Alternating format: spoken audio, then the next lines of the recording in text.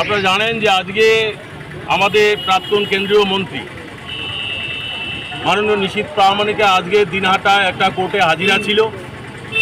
তিনি কোর্টে হাজিরা দিতে গেছেন, ঠিক যখন কোর্টে হাজিরা দিয়ে যখন তিনি বেরোচ্ছিলেন তার উপরে অতর্কিতভাবে হামলা করা হয় এবং পাথর দিয়ে ঢিল ছড়ানো হয় এবং অশ্লীল ভাষায় গালিগালাজ করা হয়।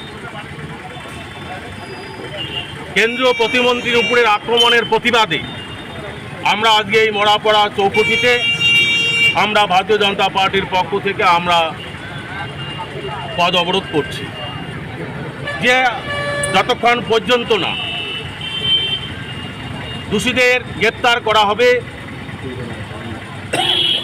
এবং শাস্তিমূলক ব্যবস্থা গ্রহণ না করলে আগামী দিনে আমরা বৃহত্তর আন্দোলনে নামব।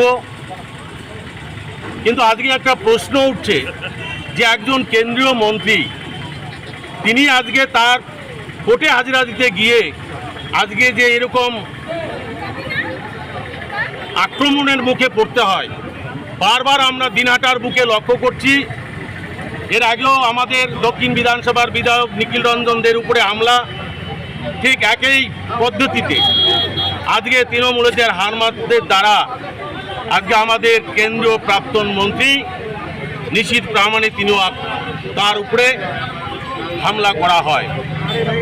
এই হামলার প্রতিবাদে আজকে আমাদের এখানে আজকে পথ অবরোধ এবং আমরা দাবি করছি যে যদি তৃণমূল কংগ্রেস যদি এই হামলা হারমাদের দিয়ে বন্ধ না করে তাহলে আগামী দিনে ভারতীয় জনতা পার্টি বৃহত্তর আন্দোলনে নামবে।